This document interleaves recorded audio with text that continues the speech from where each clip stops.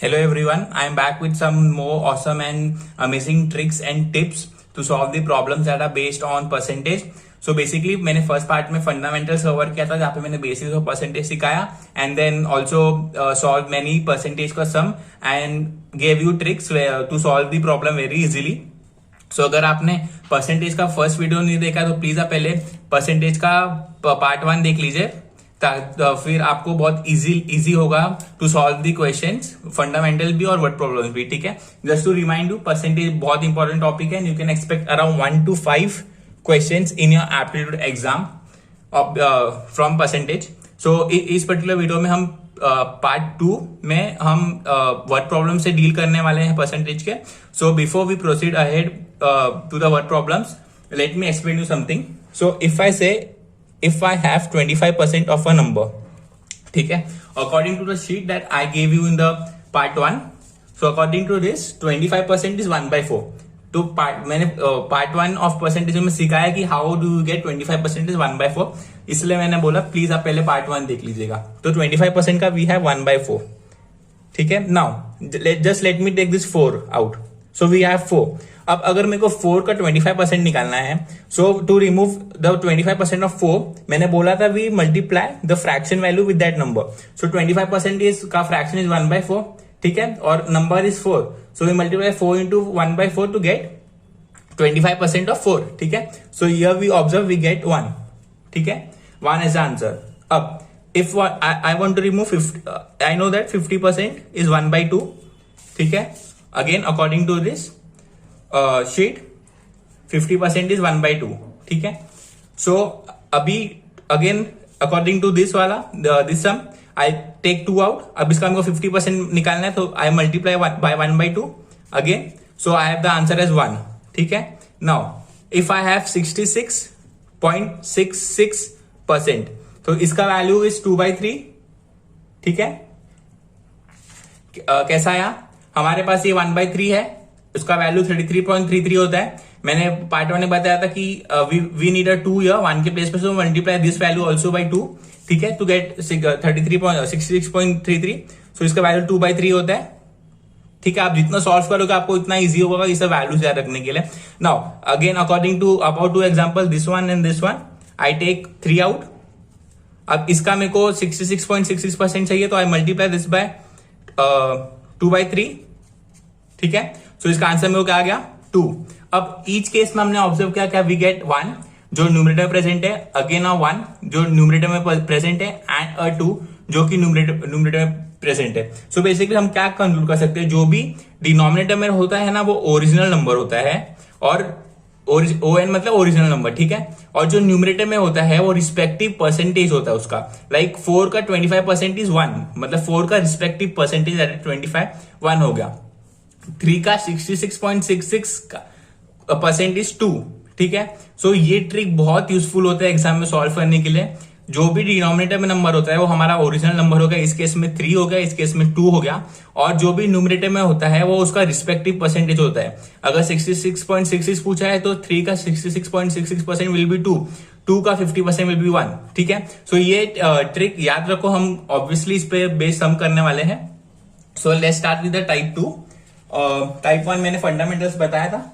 Now word problems में type 1 है. ठीक है, सो परसेंटेज कंपैरिजन, जहां पे भी कंपेयर का टाइप 1 क्या है, वेरी बेसिक क्वेश्चन है, जहां पे आपको बोला गया रहेगा कि एक क्वांटिटी दी रहेगी, वो सेकेंड क्वांटिटी से कितना परसेंट मोर है, या कितना परसेंट लेस है, या कितना परसेंट ऑफ है. ठीक है, now X is what percent of B. तो हमने देखा कि ये वाला फर्स्ट हम कवर कर रहे हैं. X is what percent of B, very basic question, normal एकदम बेसिक क्वेश्चन होता है, जहां पे like it is easiest question. Formula का एक्स अपॉन बी इंटू 100%, ये नॉर्मल मेथड है. नॉर्मल मेथड में हम ऐसे ही परसेंटेज निकालते हैं. For example X is what percent of B. ठीक है, एक्स का वैल्यू मैंने 40 ले लिया, बी का वैल्यू मैंने 80 ले लिया. ठीक है, नाउ इस फॉर्मूला में सब्स्टिट्यूट करते हैं वैल्यू, तो एक्स का वैल्यू 40 है, बी का वैल्यू 80 है, into 100. This 0 gets cancel, we have 1/2. आप आइदर बोलो 1/2 by the sheet I have given you, 1/2 का वैल्यू 50 होता है, या आप कैंसिल भी करोगे तो भी आपको 50 आएगा. ठीक है, तो इसका आंसर में 50 आएगा. So we all know that 40 is half of 80, that is 50%. ठीक है, तो मैंने जस्ट आपको फॉर्मूला एक्सप्लेन किया. Now let's see the next formula. A is what percent less than B. ठीक है, क्या पूछा है? Less than B.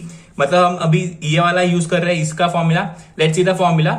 Less percent is equal to difference upon more value into 100%. 100% क्यों मल्टीप्लाई किया? बिकॉज हमें परसेंटेज निकालना है. मैंने पार्ट 1 में बोला था कि what is percentage for every value of 100. ठीक है, for every 100.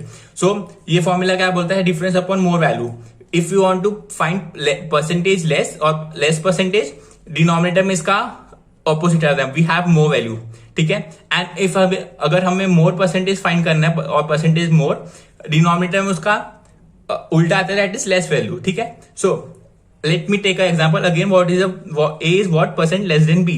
So again if we I have 40 and 80. ठीक है, ऑब्वियसली बात अगर लेस है तो लेस क्वांटिटी फर्स्ट आएगा. सो डिफरेंस लेना हमें, दोनों केस में सेम है, like second and third formula है. So we have 80 minus 40, difference लिया हमने, अपॉन मोर वैल्यू चाहिए. मोर वैल्यू इन दोनों में देखा जाए तो 80 है, इंटू 80 मल्टीप्लाई बाय 100. ठीक है, सो 80 minus 40 is 40 upon 80.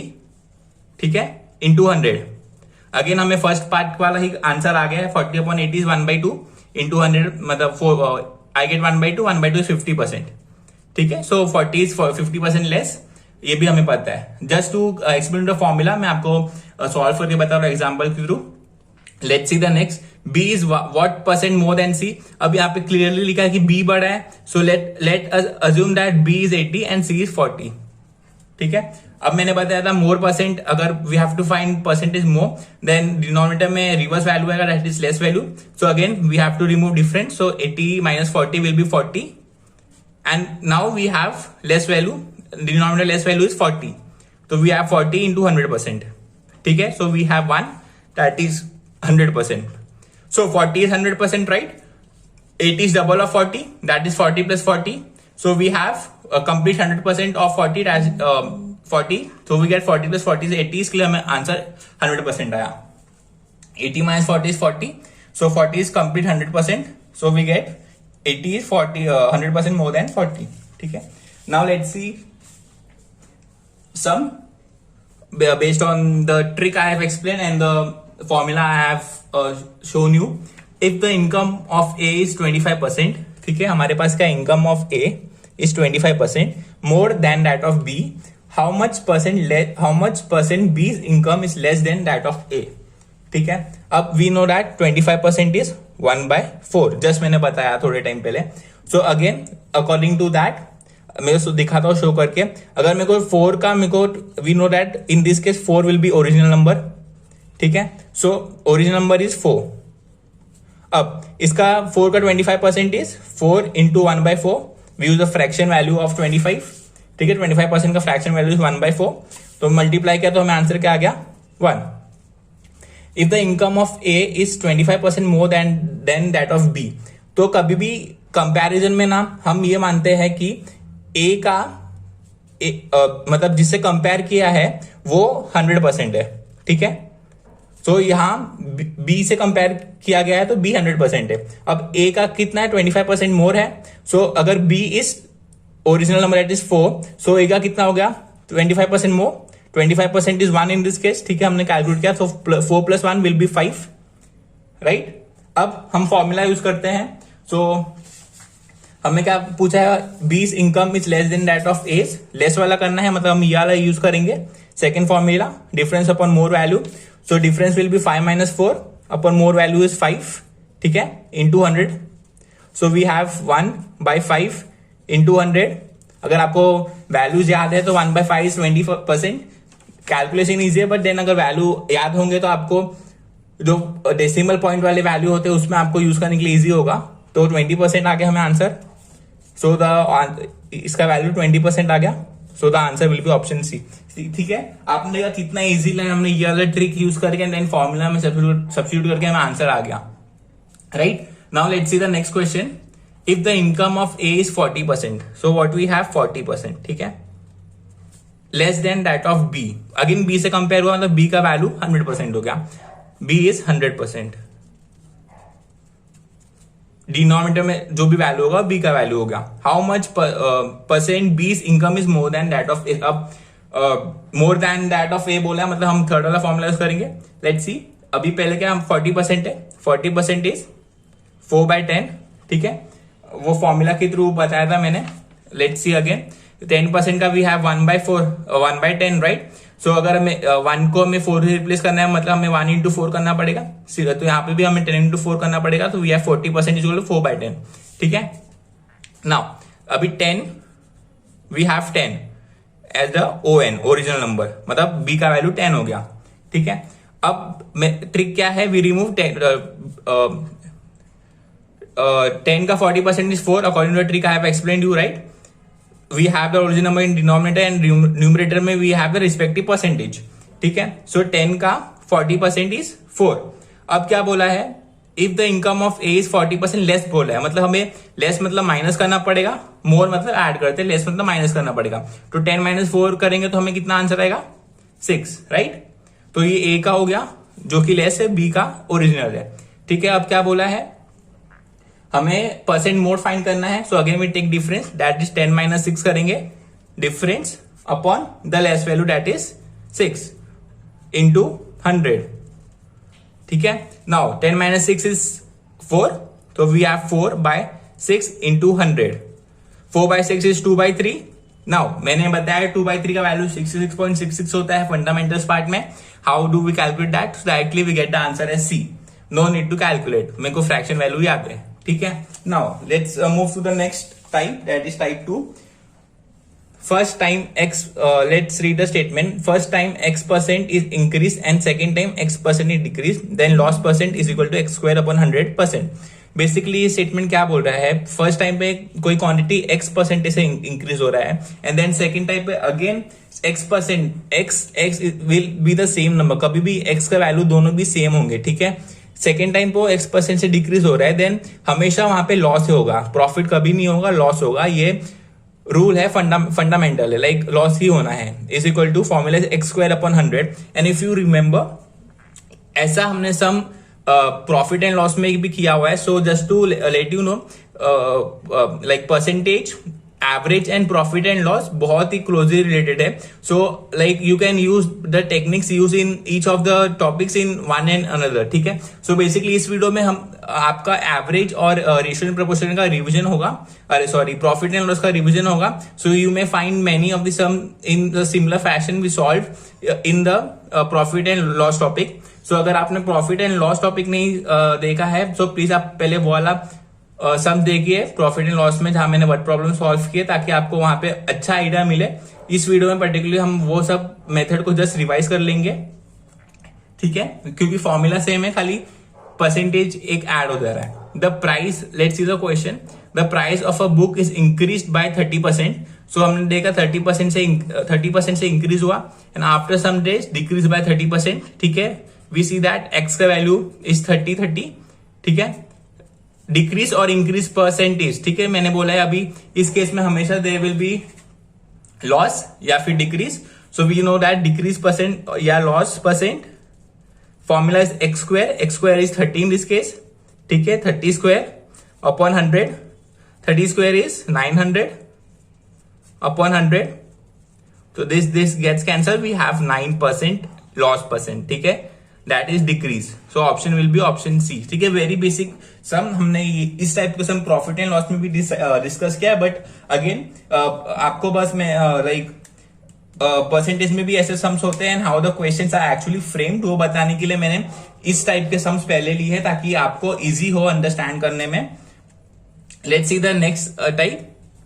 Type 3, if the price of commodity increases by R%, then the reduction in consumption so as not to increase the expenditure is R upon 100 plus R into 100%.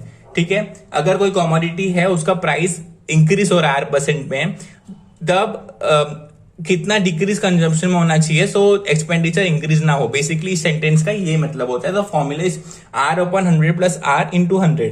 अब उसका उल्टा, if the price of commodity decrease, अगर कोई commodity उसका price घट रहा है by R%, then the increase in consumption, increase में कंजम्पशन में कितना इंक्रीज होना चाहिए, so as not to decrease the expenditure. ठीक है, the formula is 100/100 minus R/100 into 100%. ठीक है, अगेन ये प्रॉफिट एंड लॉस का टाइप पे हमने वहां पे कवर किया, just to show you how the question are framed in term of percentage. Let's see the question now. If the price of milk is increase by 1%, so हमें अब first sentence में मालूम पड़ जाएगा कि हमें कौन सा वाला फॉर्मूला यूज करना है. We have increase here, we have increase here. ठीक है, तो हमें फर्स्ट फॉर्मूला यूज करना है. How much % must man reduce his consumption of milk to have no extra expenditure. ठीक है, तो हमने ऑब्जर्व किया कि ये statement and this question is like alike, so we use this formula to find out solution.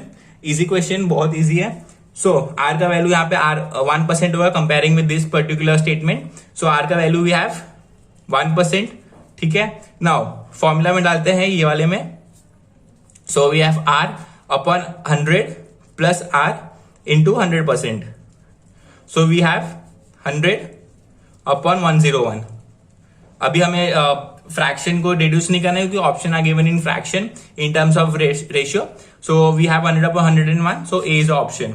ठीक है, very basic question मैं यहाँ पे बता रहा हूँ आपको क्योंकि मैंने इस पर्टिकुलर टाइप में प्रॉफिट एंड लॉस में भी कन्वर्ट मैं उसमें भी समझाया हूँ. सो प्लीज आप प्रॉफिट एंड लॉस भी देखिए. And those who are new to this channel, please आपको अगर मेरे ट्रिक्स पसंद है तो please subscribe to channel and share the video. Now type 4 पे चलते हैं. If A's income is R% more than B's income, then B's income is less than A's income by. अगर A का इनकम R% मोर है B से, obviously बात है B का A से कम होगा. सो वही बोला है then B's income is less than, मतलब B का कितना लेस है A से. तो उस केस में the formula is R/100 plus R into 100. ठीक है, same as the last formula we use. And if A's income is R% less than B's, अगर A का इनकम R% लेस है B से, देन B का income कितना ज्यादा है A से. तो formula is R/100 minus R into 100. मैंने ये पर्पसली लिया ताकि आपको मैं डिफरेंट टाइप्स ऑफ सम बता सकूं जो एप्टीट्यूड में आए एंड आप रेडी हो हर एक टाइप एंड हर एक क्वेश्चन के लिए to face them in the exam. ठीक है, now let's see. P salary 50% below मतलब लेस. अभी हमें फर्स्ट स्टेटमेंट से मालूम पड़ गया कि लेस है तो we will use the second formula. ठीक है, आर का वैल्यू कंपेयर करने पे statement we get 50%. How much % is Q salary above P. ठीक है, कितना ज्यादा है वो जानना है. तो we use this formula. R is का वैल्यू 50 है, आर इज इक्वल टू 50. ठीक है, सो इस फॉर्मूला में सब्स्टिट्यूट करेंगे. We have R 50, then we have 100 minus R into 100. So we have 50/50 into 100.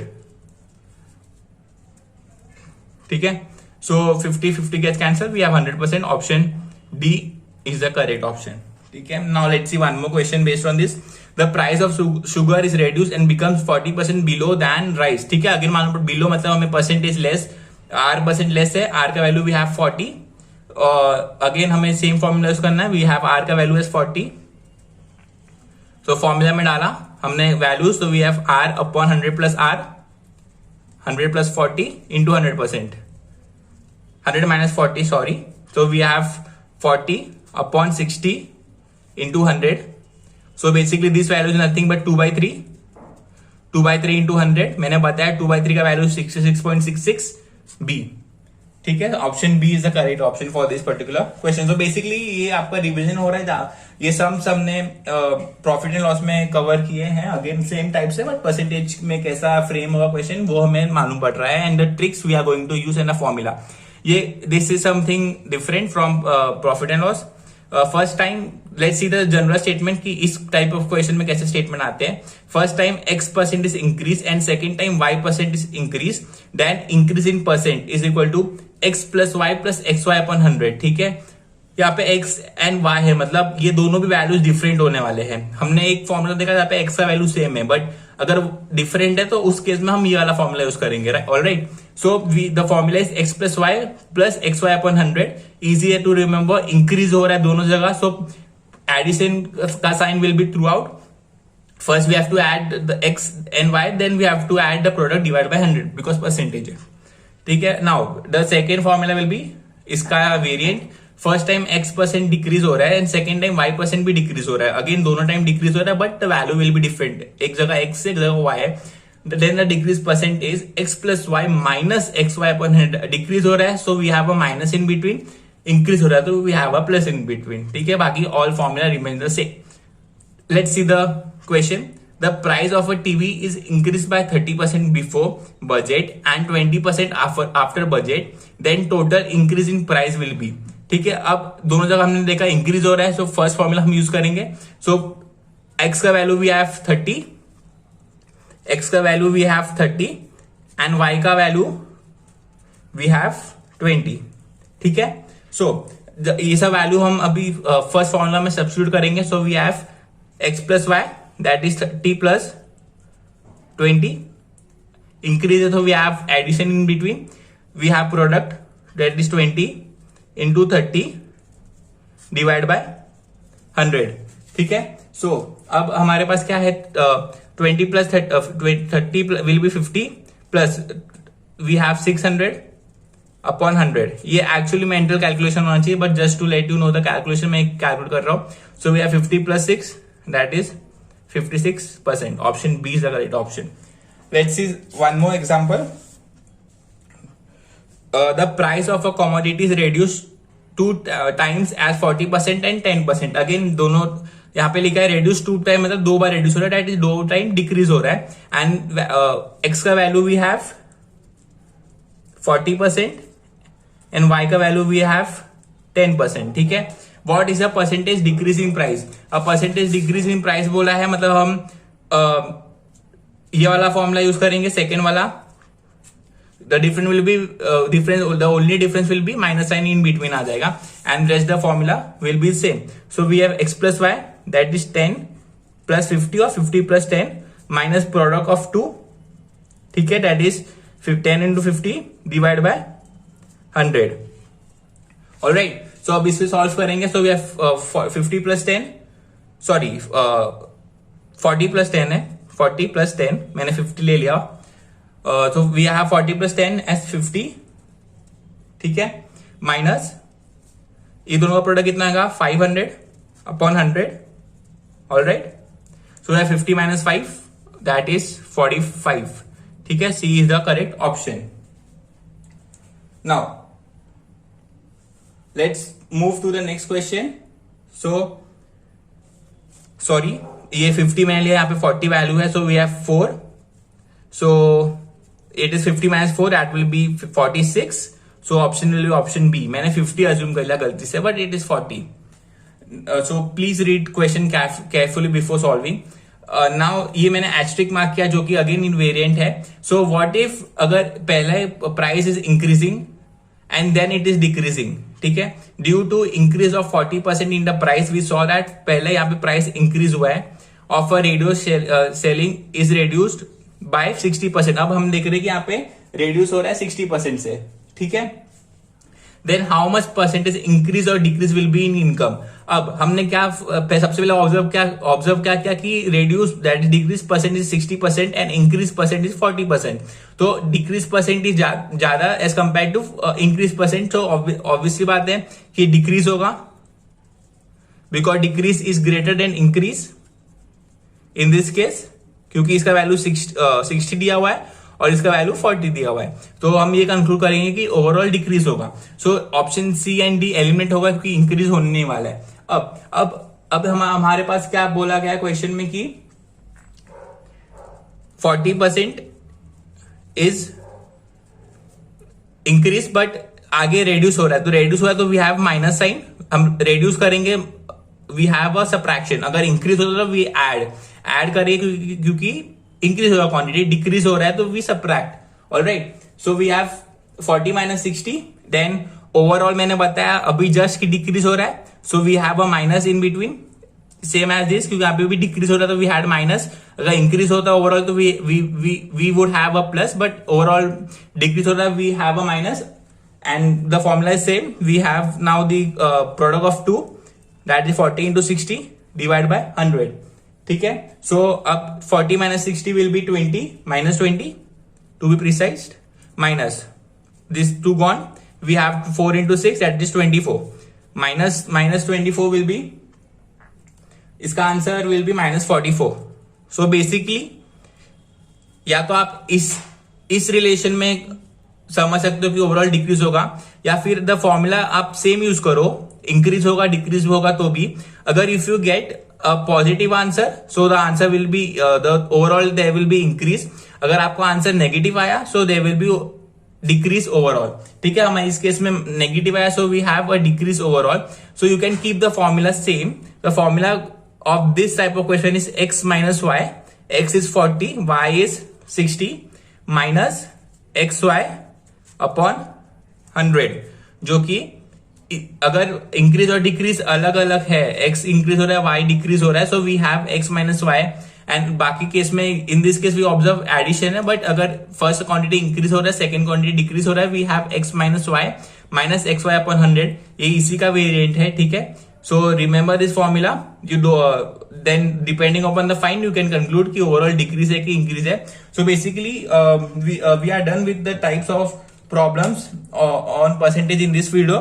I will be coming up with some more types and we'll try to cover all the types of word problems in percentage.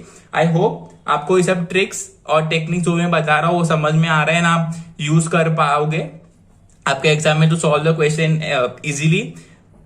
So let's meet in our next video with some more missing tricks and tips on the topic of percentage. So if you like the video and my teaching, please subscribe to the channel, like the video and share the video. Thank you.